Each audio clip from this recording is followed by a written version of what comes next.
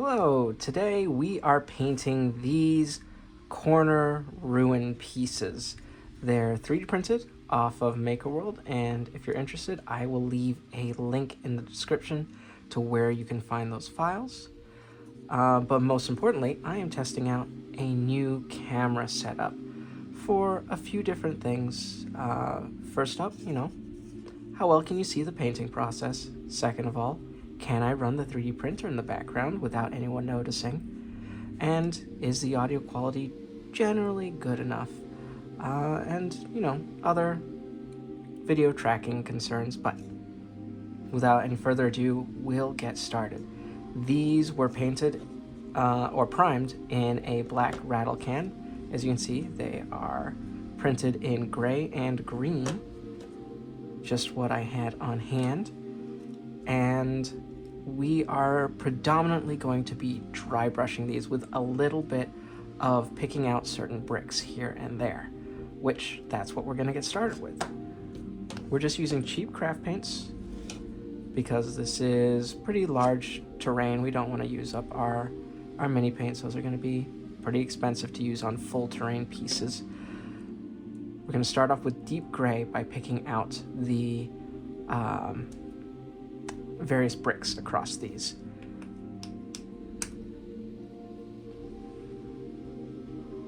I did already shake this up.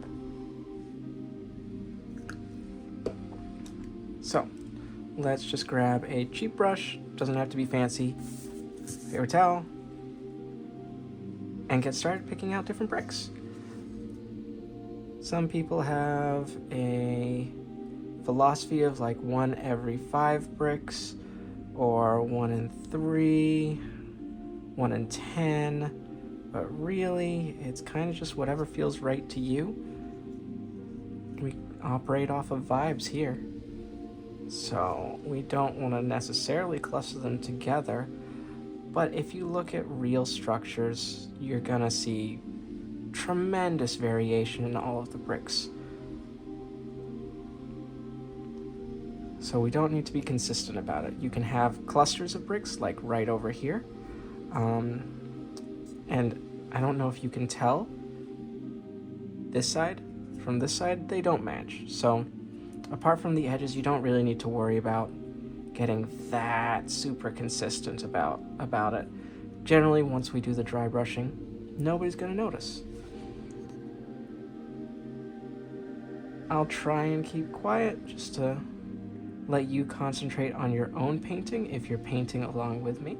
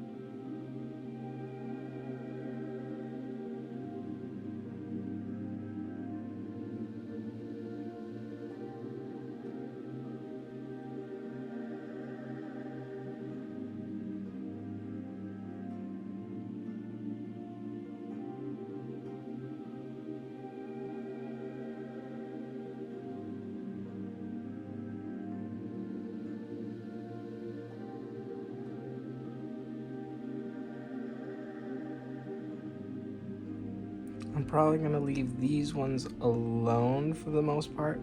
I tend to like leaving these kinds of framing stones, so window frames, door frames, I like leaving those either darker or lighter, just so it helps pick them out a little bit. So maybe I'll pick them out in a golden brown or a brown specifically, or leave them completely black. I haven't decided. I'm kind of just making this up as I go along. I do have my own vague stone painting tendencies, And they tend to lean a little bit more into granite stone. So you'll get, with medieval style buildings, 3 predominant types of stone that they used for construction. Depending on, the region, you'll have granite, which tends to be a little bit darker with hues of like beige and yellow, although you can, get lighter and darker. You'll get limestone, and you will get sandstone. Sandstone, of course, being the most yellow out of all of those. And generally speaking, I feel like everyone mostly imagines stone being gray. I think that's why I like leaning towards granite.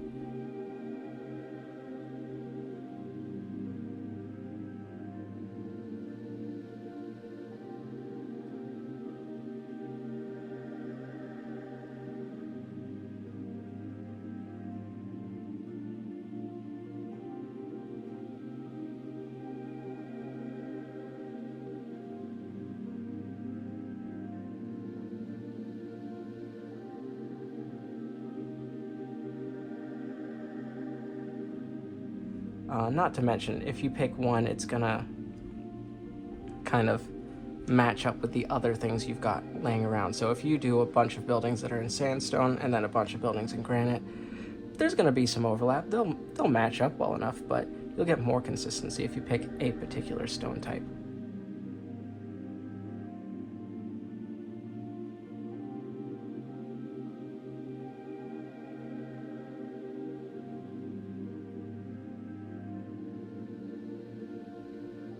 I don't want to spend too much time picking stones out for highlighting, just because, this is a throwdown terrain piece. This is not going to see incredibly regular use.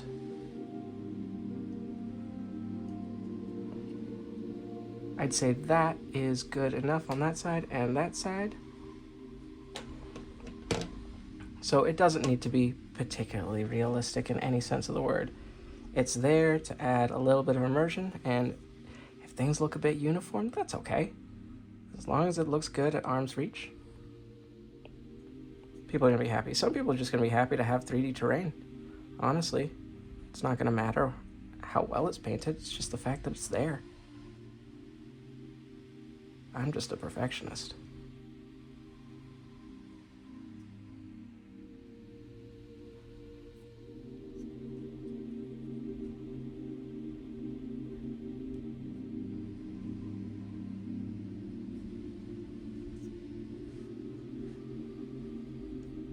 You can see I also don't necessarily care about getting it onto adjacent bricks. That's fine. That's not going to affect the quality, in my opinion. I'm also going heavier on some, and then when my paint starts to run out, that's okay. I'll just kind of push it a little bit so that you do still, even with picking out these bricks, get slightly lighter hues. You may also be able to detect on camera, I'm not entirely sure. Let's see how close I can get and maintain focus. There's still a little bit of green in there. That's okay. That's actually one of the reasons why I like printing in browns, greens, grays, blacks, because if for some reason you can't quite get into those crevices with your spray can for priming, that's just going to look like mildew, really, in the brickwork. That's going to be totally fine. You don't need to worry so much about it.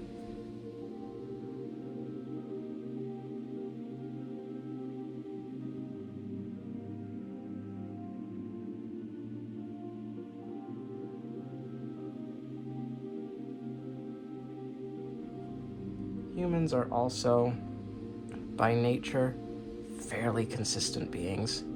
We like patterns. It makes us happy.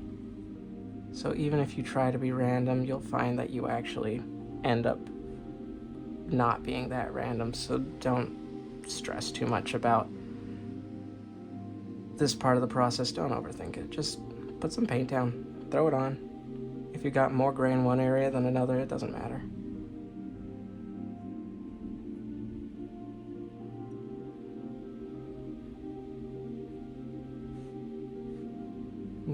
Okay, there's plenty.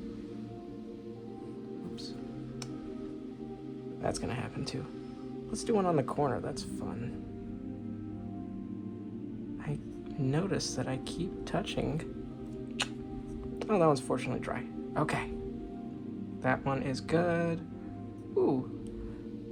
That big block corresponds with that big block. Why not? Why not make them match? I thought that they didn't have matching sides, but maybe that's just certain sections. Maybe that's just a coincidence. For now, the begin. Alright, like I said, I am gonna leave the archway for a different color.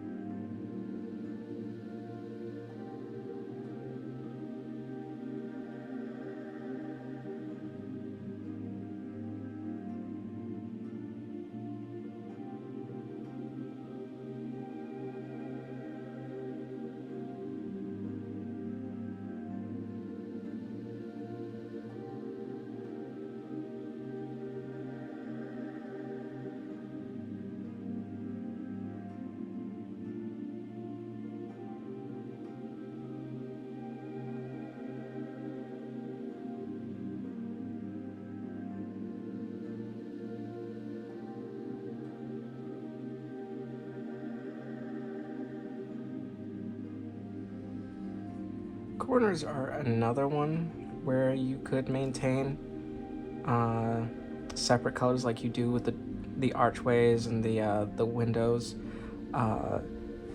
just to kind of give it a little bit more color variation. But since these corner blocks don't stick out in the same way that the door frame does and the window frame does, I don't know if that even comes across on camera, but they protrude a little bit more than with the wall.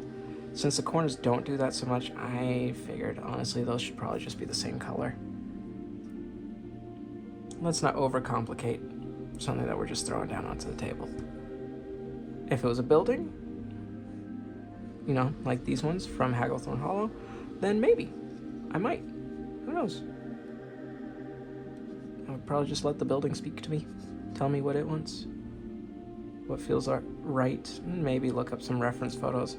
I get a little bit more particular about full-on buildings, but we'll cover that if I film my process for painting one of those buildings or other buildings. I'm hopeful that this camera setup works. I mostly have concerns of it tracking focus for these terrain pieces.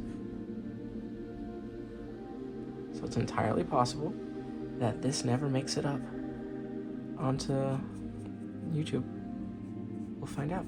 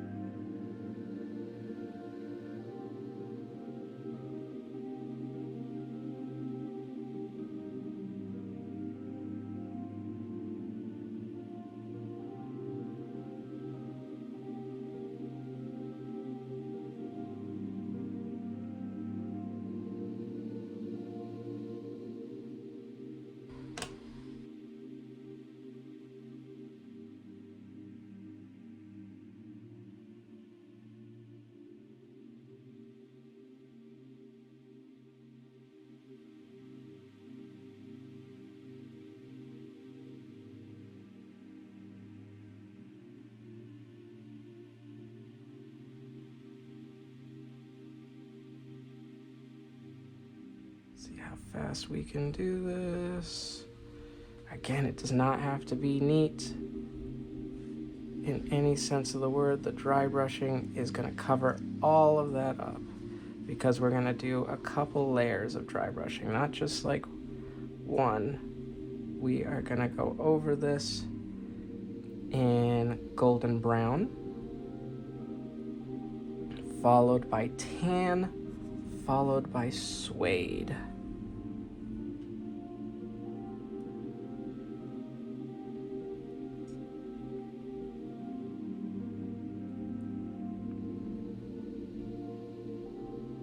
That's a weird one. That works.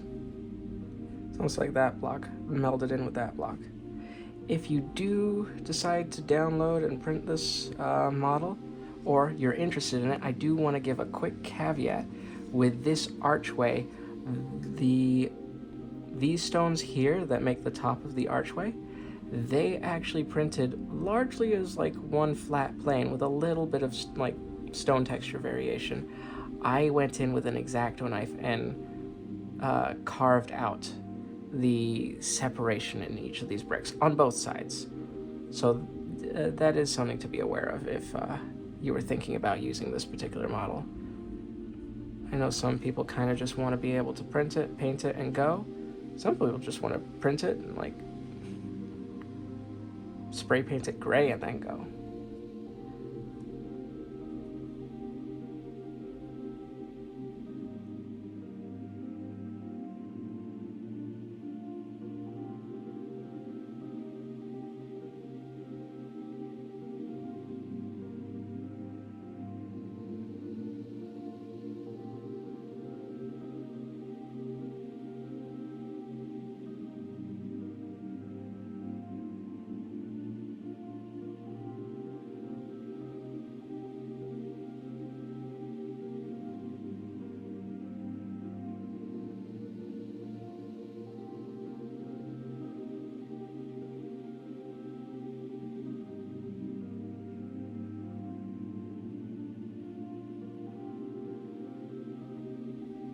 I'm happy with that. Happy with that side. Let's see about using some brown. And I'm gonna go light with the brown. It's gonna be a thin coat. Cheap craft paint, doesn't have a lot of pigment in it already. Not like miniature paints.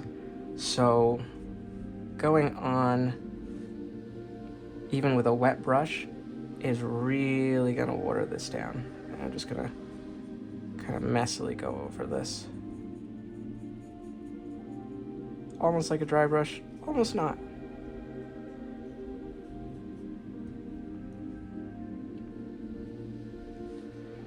Kind of trying to pick out each of these bricks to maintain the black recesses. Or the black in the recesses, but you know, if it doesn't happen, that's okay. I also don't want to go on too thick because at the same time, I want this to dry. I want this ready as quick as it can be for dry brushing. I don't know if that's something I've talked about in the couple of videos that I've already released. And if you've watched those or not, those are just mini painting videos. But I do have hand tremors that like to pop up every so often. And go figure, they like to pop up in painting videos. It's one of the nice things about terrain versus minis. Minis, you need a little bit more of a stable hand. Terrain, not as much. Okay, and you can kind of see some of these areas. There's just like a hint of brown as the paint's starting to dry. It really hasn't changed the color much, but it's changed it enough.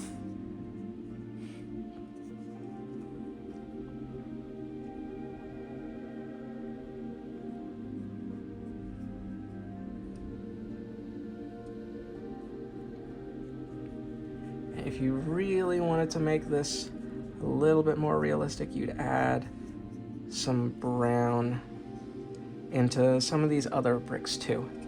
And I might do that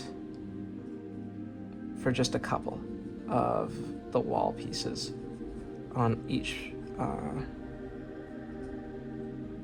piece of terrain here.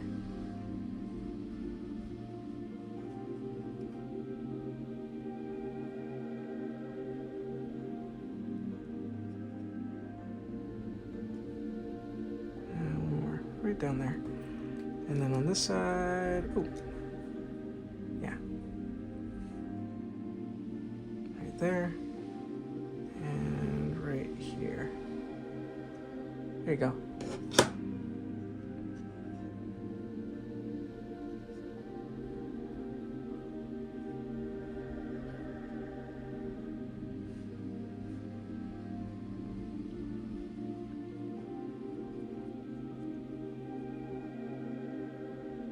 Something you do have to remember when you want the window frames and door frames to be a different color, you do still have to be able to paint the inside of these. So dry brushing is going to be the hardest bit, but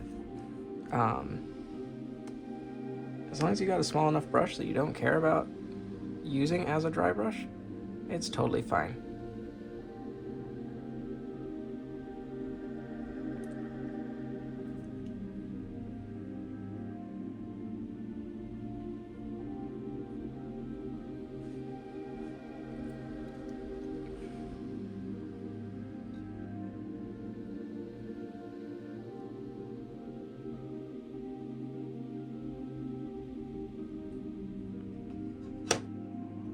Done, and now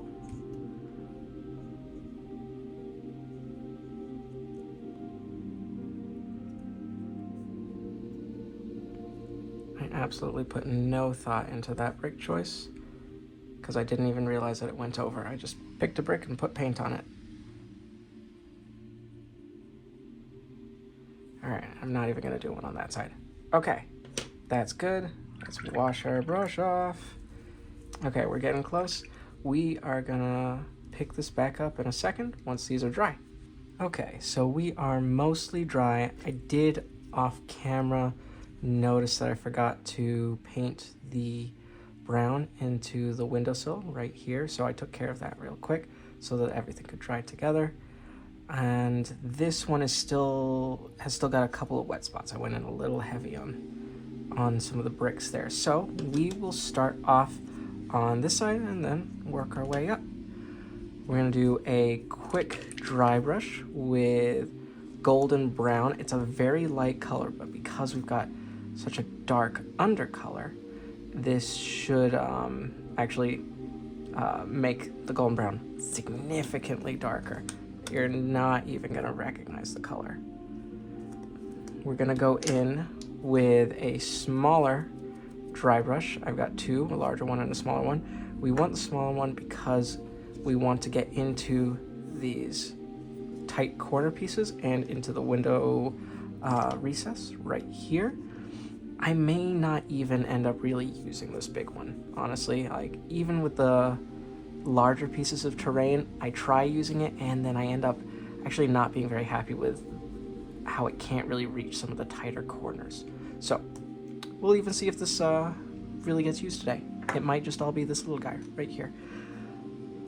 So let's go ahead and with dry brushing, we're going to put some on and then we're going to take most of it off. This probably might be a little bit closer to over brushing than it is under brushing because we're really going to go ham on getting this color on here.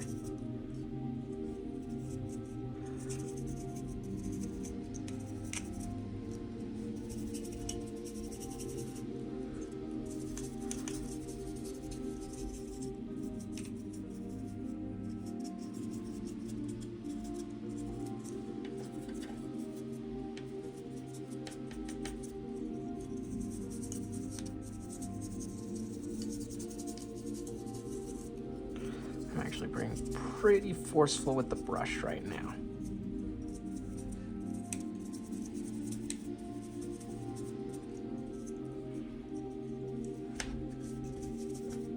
Okay, top up on our paint, get a lot of it off, and when you first get it on here, it's going to go on a lot heavier than, you know, even a minute into dry brushing. So on these bigger pieces, what I like to do is kind of be a little bit sporadic with my first top up of paint, so that it's a little bit more natural, and then I'll start going over it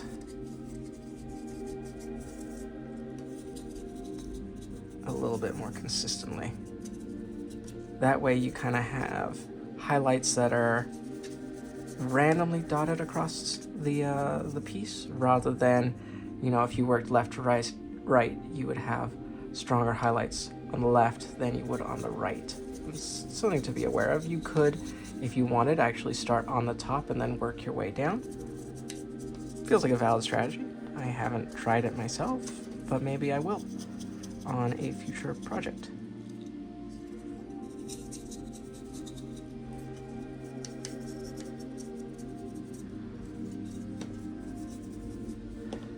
Alright, and now we need another top up.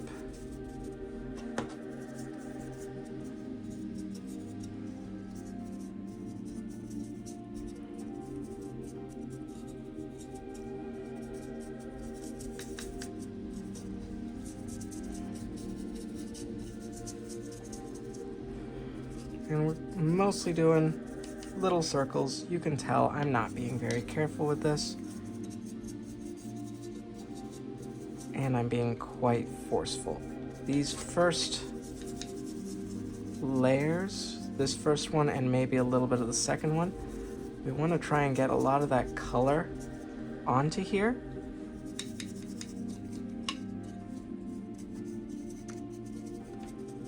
And that's really going to help the under layers pop, because those are going to need the highlights from these initial layers, or this initial layer really, to do their heavy lifting. This is a good foundation, as it were. All right, a little bit in there.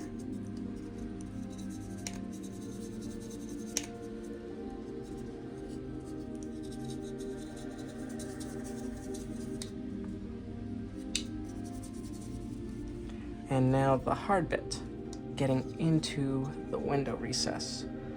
We're gonna try and get some paint on the outside of this brush.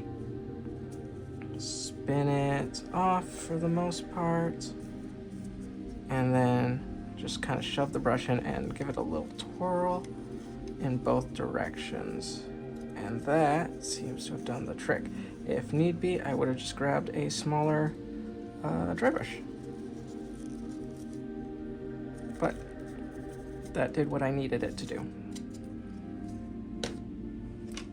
And it looks like that one last spot is dry, but I do need more paint.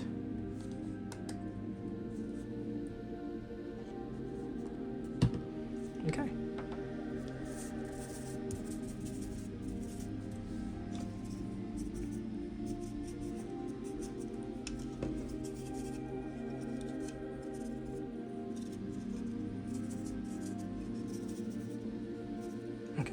Let's get back over to this first side.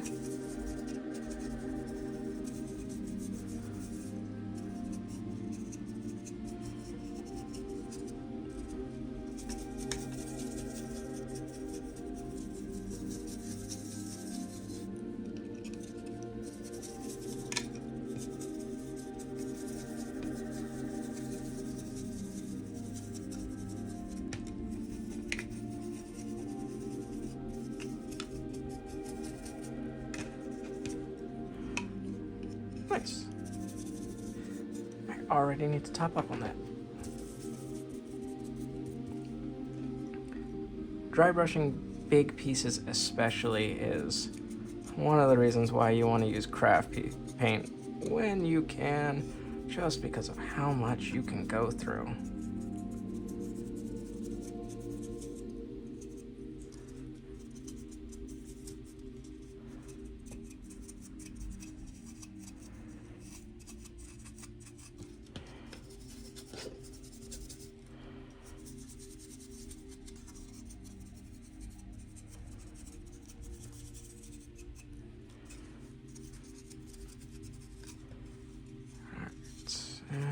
Still a little bit on here.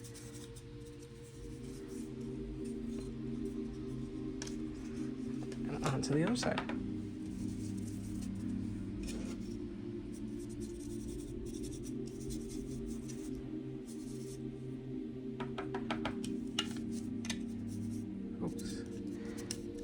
Wiping it off is totally fine. Didn't get quite enough off on the paper towel before I started there.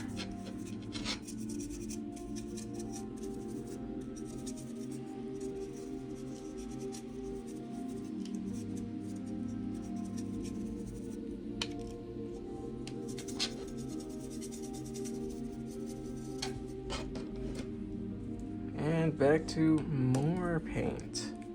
This should be my last little top up before we switch colors, but before I do, I am going to check consistency across these three pieces. Again, not going to be that big of a deal.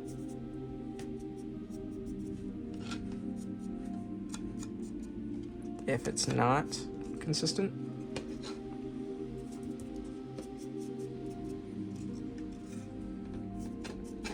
especially considering the creator of these pieces actually has a lineup of different designs.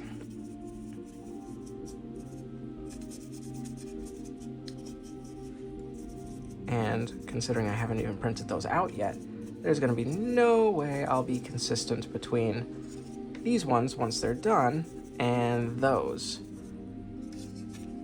once they're done. Once they're printed and painted. Those are going to stand out. Even that's the hard thing with painting in separate batches.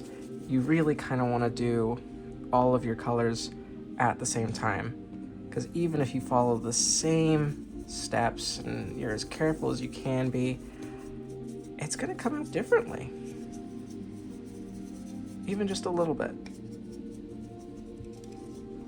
So, no stress if that happens.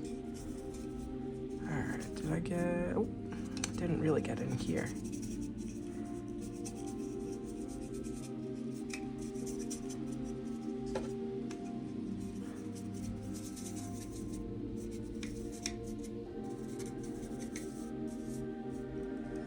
Wonderful.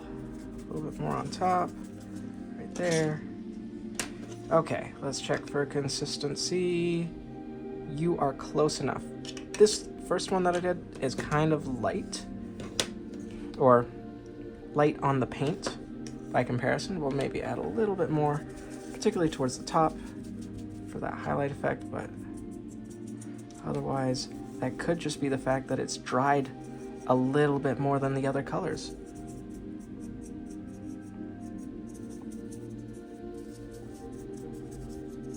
Sometimes that's the case, and it'll throw you off. You add a little bit more to it, and then these other ones dry, and unfortunately you can't salvage it because you've already moved on to the next step.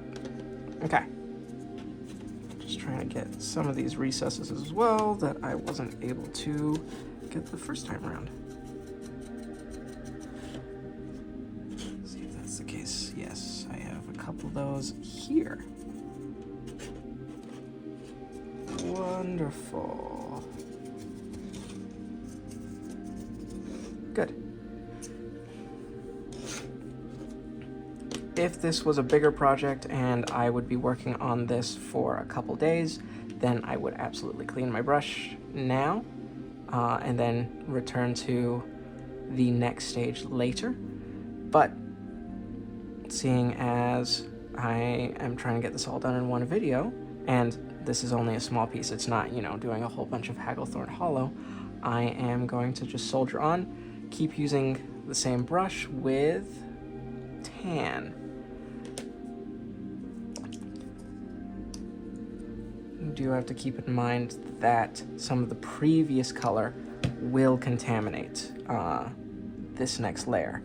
So that means that this initial brushing is going to have a little bit of golden brown. The more I top up on tan, the less golden brown is going to be in there, and that's going to change subsequent dry brushes. So we are Just gonna do a little bit on each of these. Towards the top.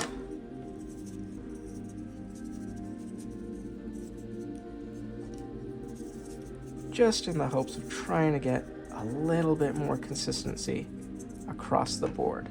But again, I'm not going to be too stressed about it if, you know, these look a little different from one another.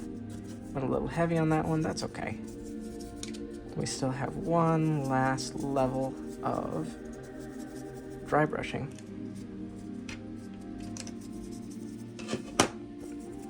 After this, you can see I'm not really being gentle with this. It can take it. Okay, that's good. I'm gonna need more tan than that though.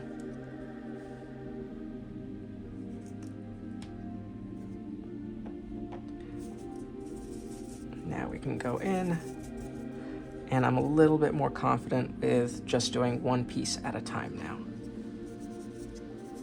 We're gonna be a little bit lighter with our touch, not quite as heavy-handed. Still going in circles.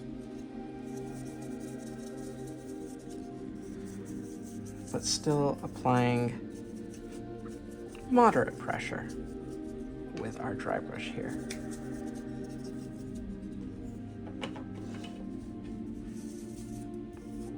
I'm also taking more paint off of my brush before I even start.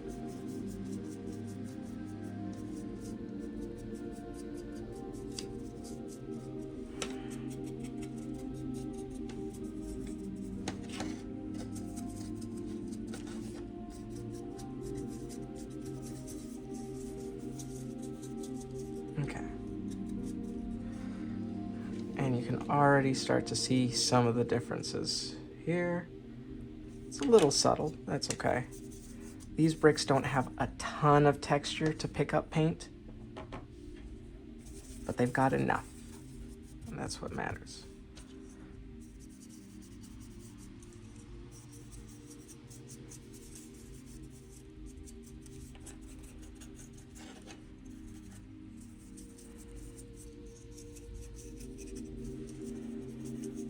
These pylons, pillars on the outside, they especially are flat. You can kind of tell the difference between these two.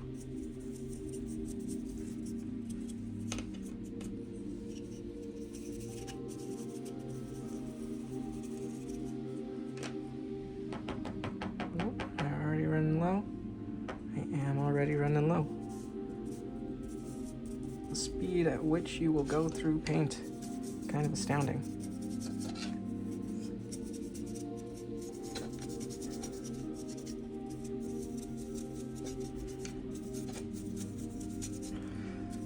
I might have to come in with a black wash or some black paint just for these little lines between the bricks over here, just to help accentuate them. When I went in with my knife, I wasn't able to go as deep as the spacing between the other bricks.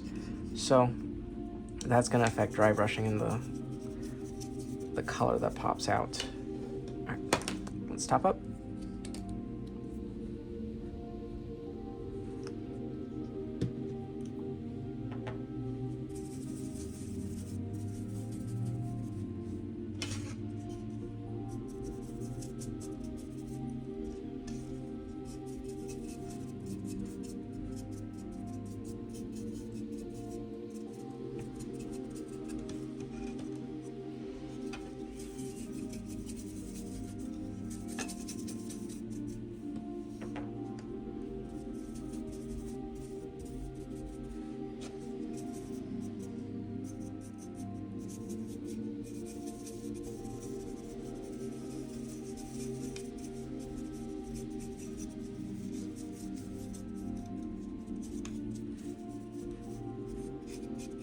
You know what? I think I forgot to do the interior of this arch with the golden brown, but that's gonna be okay.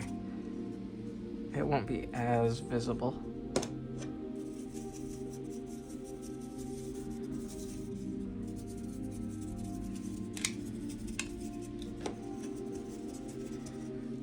Okay, check for consistency again.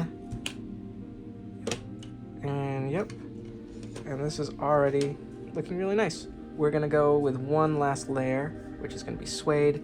This is gonna be the lightest of them all, but you still have to remember that some of that tan is gonna be seeping through because you still have a little bit of it on this dry brush. This is the part where I would normally switch over to the big brush, but it's been going so fast with this this smaller brush that I'm just gonna keep going. Maybe I'll come in with a light gray or a white with the big brush, just to go from top to bottom straight down to give those final highlights, which I am also going up and down with this level of highlighting. I'm not doing little circles, just up and down. Maybe little circles on the peaks.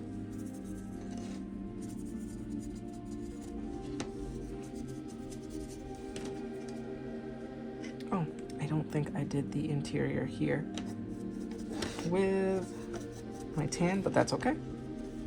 See? It still looks fine.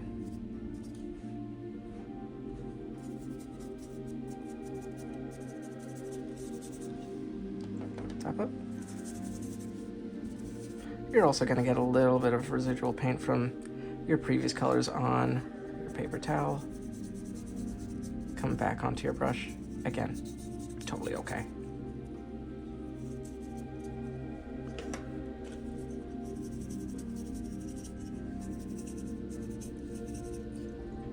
Still doing moderate pressure.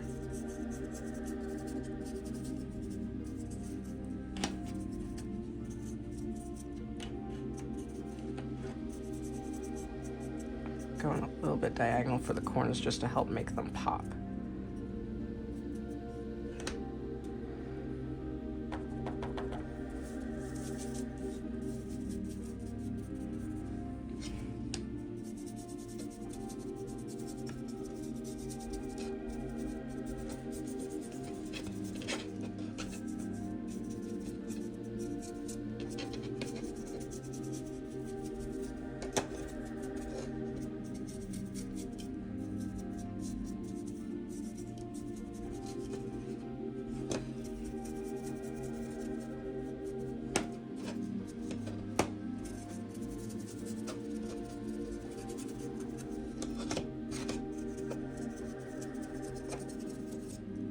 Alright, time for a top up on our suede.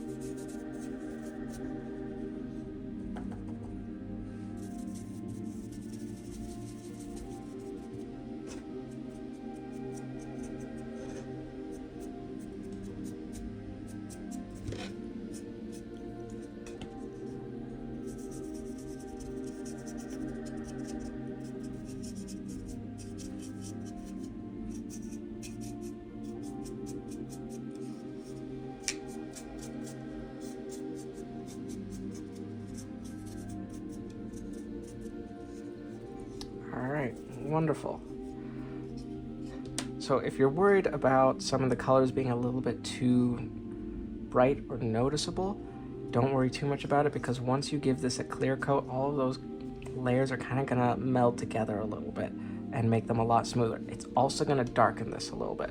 So if you want something lighter, now is the time to do it. We're going to bring out the gray.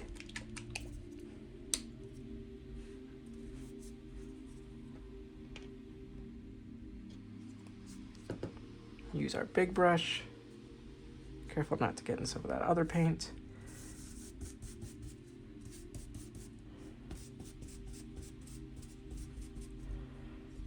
right, and just go in a downwards motion.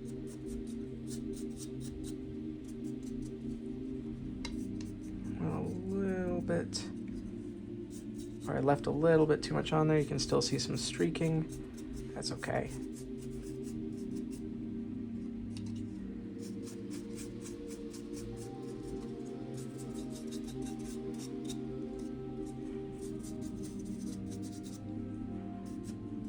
Okay.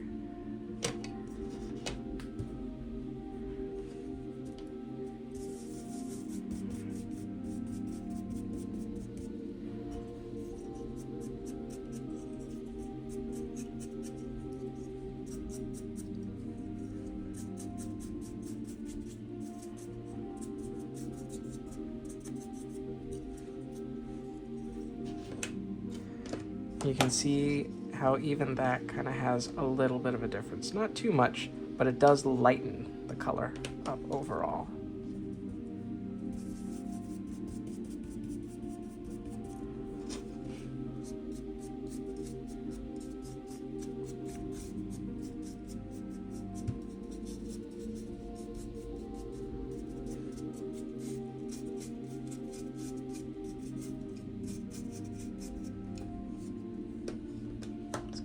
A little bit more gray out. Some of it's stuck in that corner, so it's hard for me to reach. When I'm doing bigger pieces, I actually just have like a piece of cardboard that's fairly sizable that I'll put the paint straight onto and, you know, take a little bit off and start dry brushing with.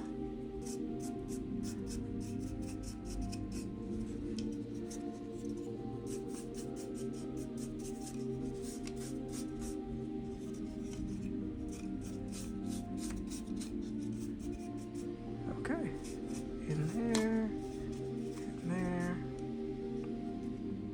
and then I believe I did not do the top of this one, and I still have to do the top of this one.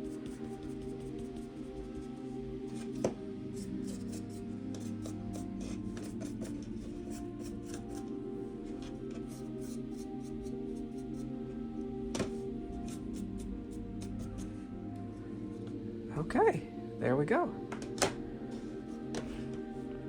We're mostly done with this. We just have a few little last pieces to finish up on, namely these metal beams, or braces, I suppose they are.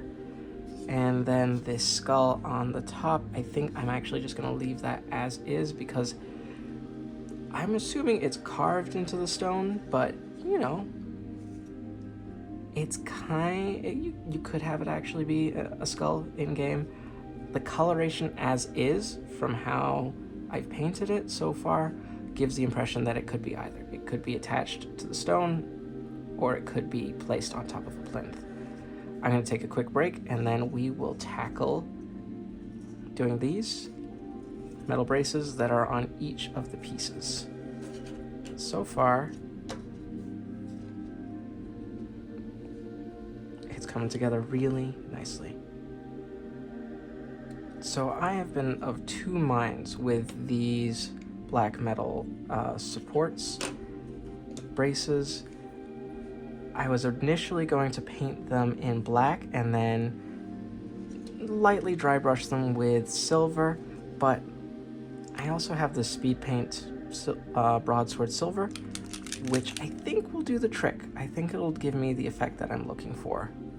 First up, though, we are going to put a little bit of black wash in these recesses just to make them a bit more consistent with the rest of the mortar. We're going to try and be as gentle as we can be, just to make sure that the dry brushing that we've already done doesn't get ruined. But, you know, if some of it leaks out, just dab it away with your finger or with a bit of paper towel and you'll be totally fine.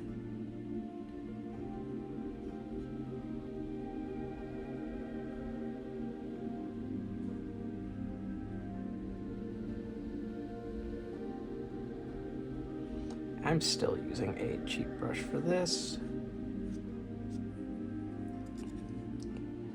even with hand tremors, as long as I brace properly, I can still get into some of those tighter areas.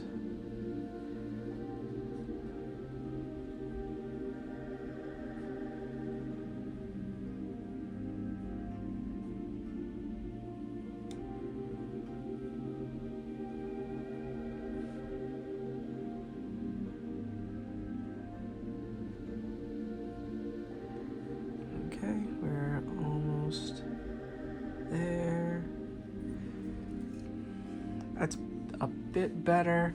If I wanted to, I could come back in with more of my black wash.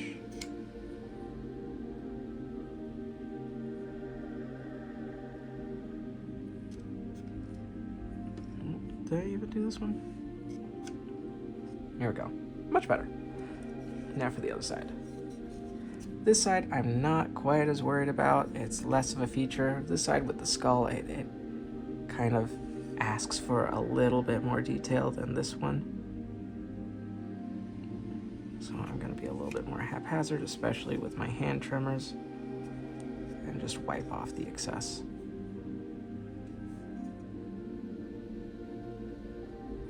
Doesn't need to be neat, doesn't need to be anything fantastic.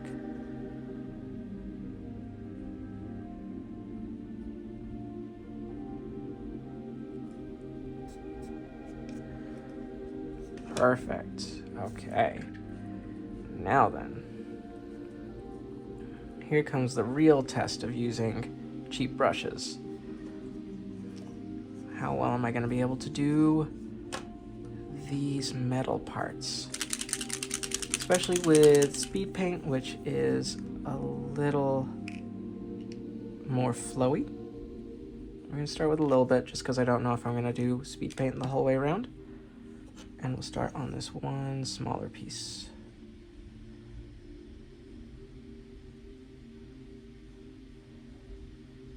I'm using speed paint because I kind of want the shadow to come through. And we're tackling this first because if I don't like the look of it, it's not going to take any extra effort to come over the top in black.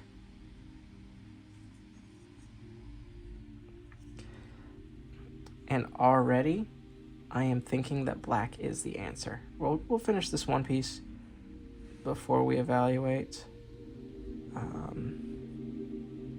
before we pass judgment.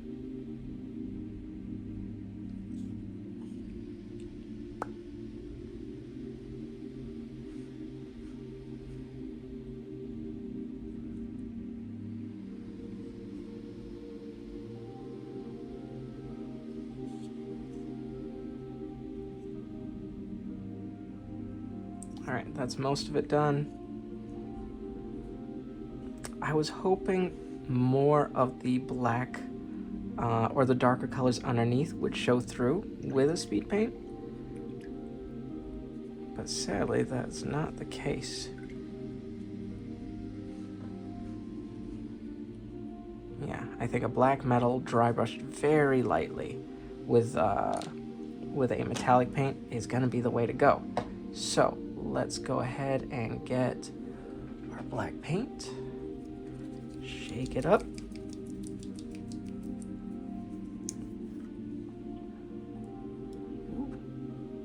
All right, let's start with that. See how it goes. We'll have to let that dry for a little while. Dare I use this one?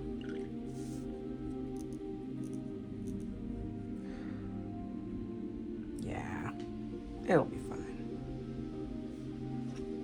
Okay, we do just have the one.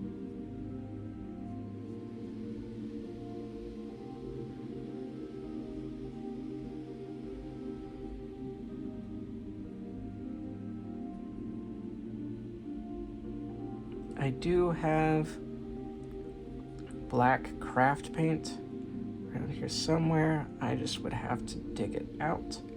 And right now, we're not using a ton of it, so I'm okay with getting the excellent coverage that mini paints provide.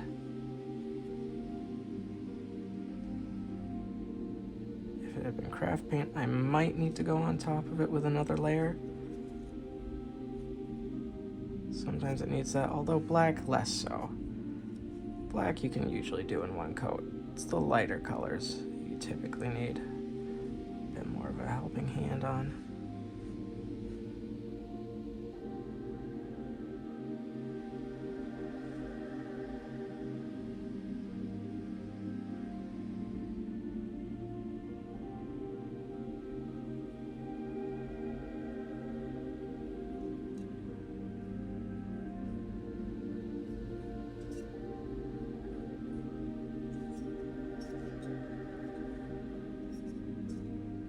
Yes. So if we look at the difference between those two, this one in the black looks right. At least it does to me. The one with just plain silver, and yes, I could go over that with like a black wash and see how that does. But my experience is telling me just go straight for the black.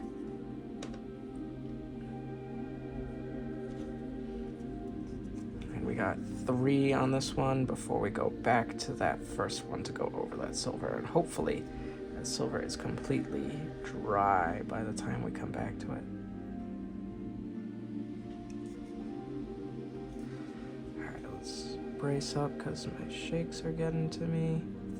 If they get bad enough, I'll just have to take a break, which is good to do when you're painting.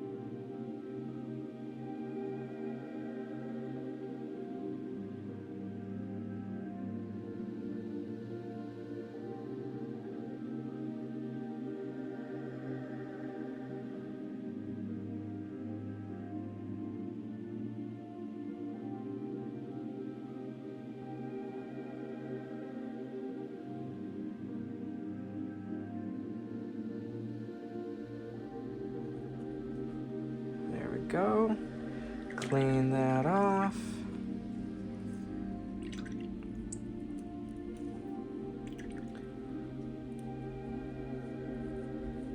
Wonderful. I have a small brush over here that I use for dry brushing. Did I bring out silver? No, there you are. Silver, hopefully you guys look, or some of you look like you're dry enough. Yeah, that I can start doing this.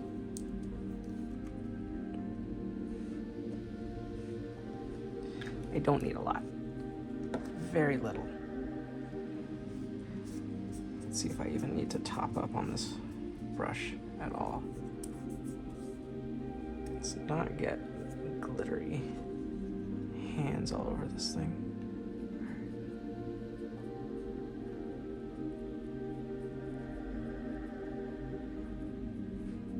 There we go. It doesn't take a lot. I'm mostly being careful not to get it onto the stonework that we've already done. There we go. And a little bit more there. Wonderful. That's perfect. Very different effect. Okay. You are dry.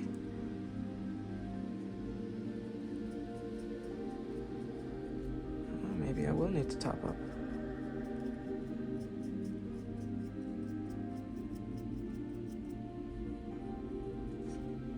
Just a little bit. That one is still a little wet, but this one is dry.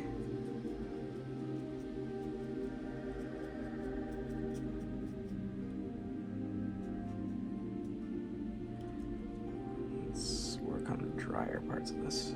No, I don't think that's gonna work. That's okay. Let's see if this one is dry enough. Definitely not. So, we're just gonna have to take our chances with you.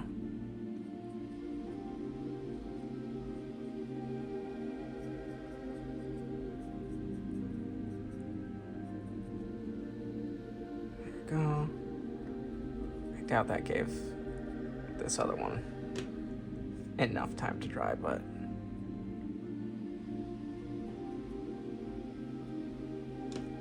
it gave it something. Ooh, yeah, you are definitely not.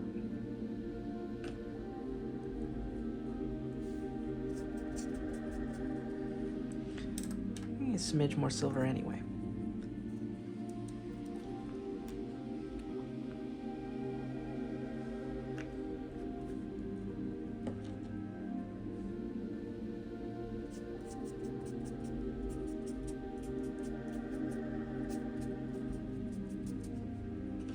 Alright, let's see what happens if you put dry brush on something that's still a little wet.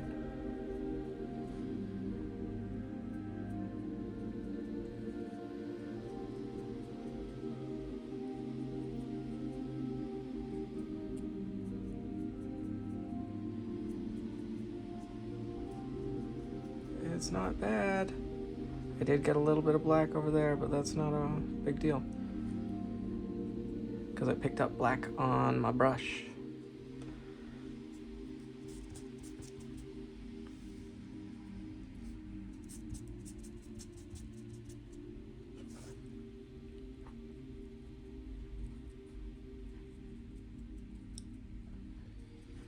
Okay, we got enough silver onto there that I am happy. There we go. Let's move these out of the way. Take a final look at these, and I hope you enjoyed painting with me. Bye.